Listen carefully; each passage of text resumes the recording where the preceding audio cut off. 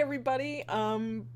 Still playing through my Steam library, and I will be honest, this week's games were terrible. Real bad. But I do have a little secret that made them a little bit more bearable to play, a little bit more interesting, even though they were gross.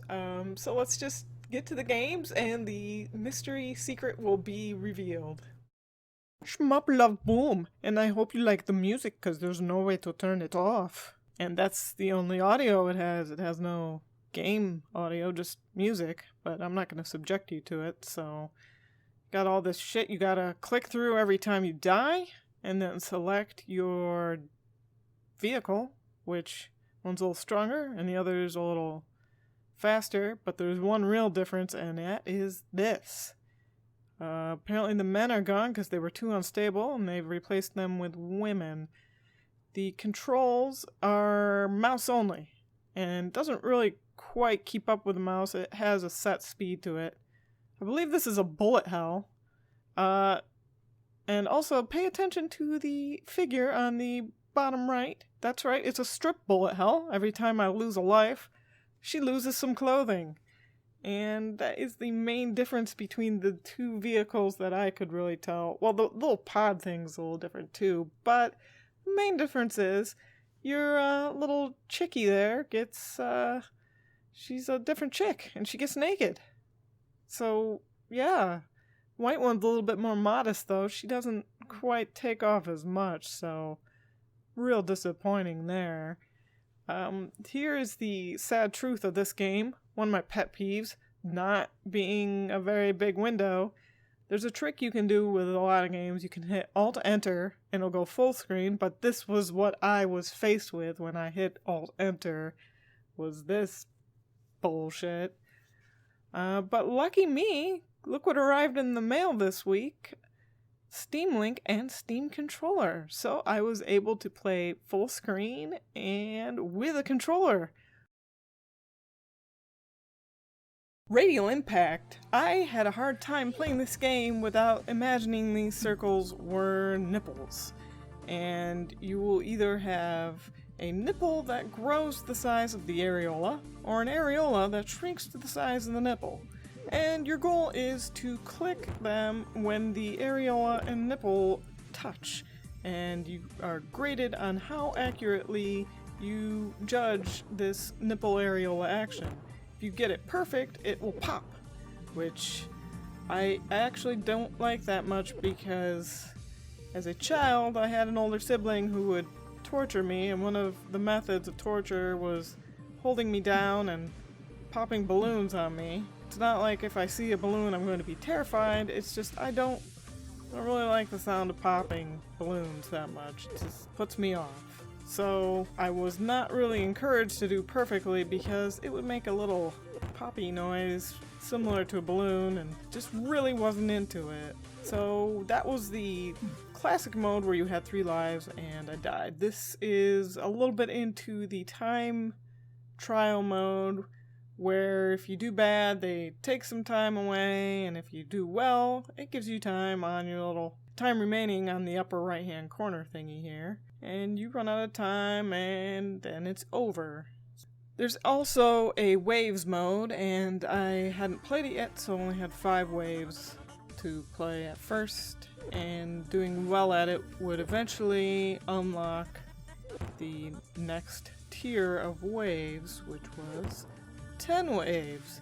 So this is a pretty boring game, but I did find that it was an excellent trainer for the Steam controller, because you do have to move your mouse over the areola nipple thing before you click it, and also click it. So it was great for figuring out how to use the trackpad and to, retrain your mind to click with the trigger buttons that they have as the default. So terrible game, but great trainer for the Steam controller. Expert Rifleman Reloaded. I don't think I'm qualified to play this. I have no idea what any of these settings do, except for recoil off, which I did because it was just tedious having the recoil on, given how this game actually plays. This is the sandbox mode. I couldn't figure it out, it just seemed like a bunch of cacti. So I did figure out that some of those settings had to do basically with just what your scope was, but since I'm not an expert and I'm not a rifle and I'm not a man, I couldn't figure it out. Couldn't figure out what them scopey dealies was. So I just started lobbing my bullets at dudes. These targets give points. You can see the point scale in the bottom right. Based on where you hit the duders, you get a certain number of points. Don't hit the pink one because that's either a child or some type of other thing you weren't supposed to hit, I guess. Pink is a no. No hit the pink person. And it was very amusing using these bullets that just kind of... I guess, is this really how rifles work? They have like little cannonballs that fall? I don't know what the distance was. I'm sure there's some stuff on this screen that says how far away these guys are. It must be like several miles for the bullet to fall. This is I think it was high angle or altitude mode. I have a different scope here. I was never able to score any points, although I did hear my bullets hit the thingy, but I never got any points, so I'm not sure if this mode actually worked.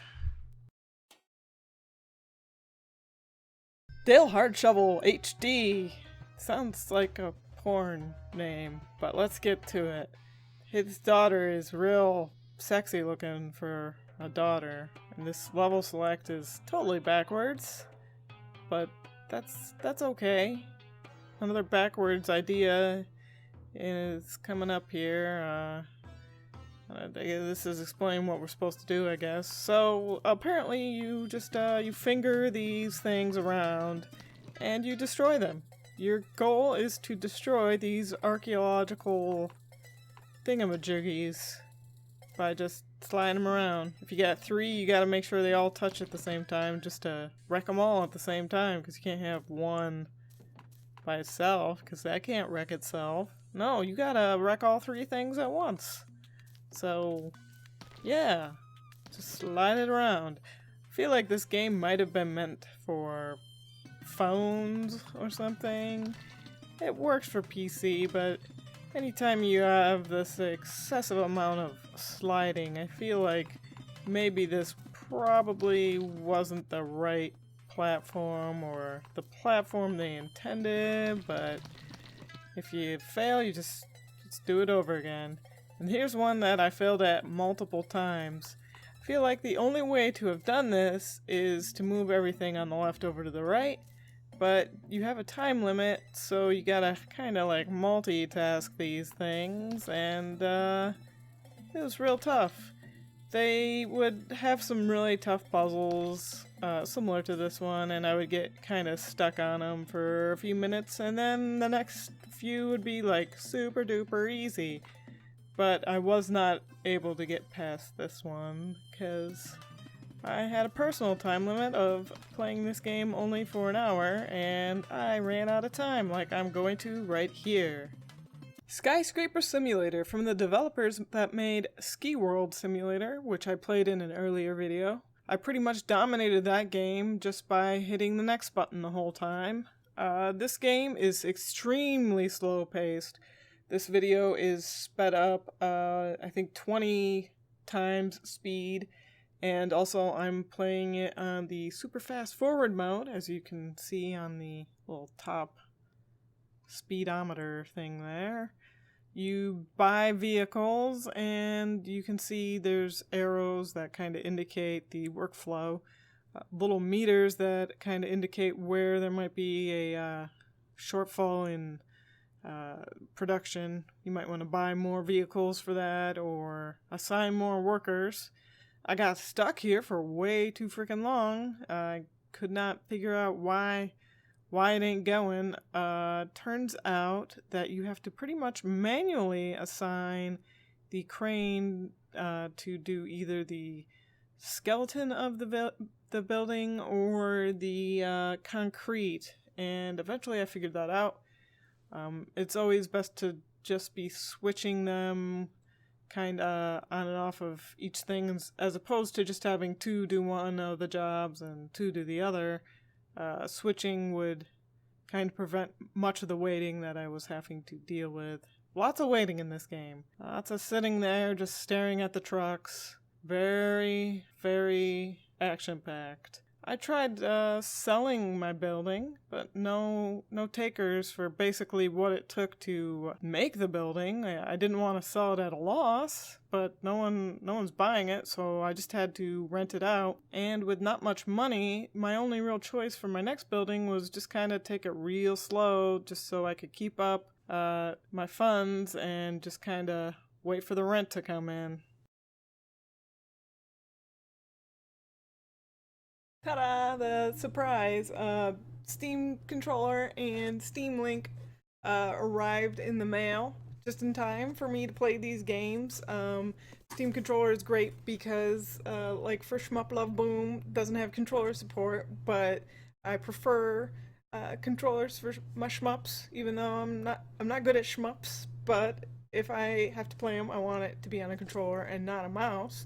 And the Steam Link allows me to kind of get around some of those problems with the full screen weirdness, because it'll play on the TV using my computer's hardware, because my computer's got some fancy hardware, and we do have a media computer hooked up to the TV, but it ain't good enough to play video games. But Steam Link lets me use my computer to kind of stream stuff to the TV.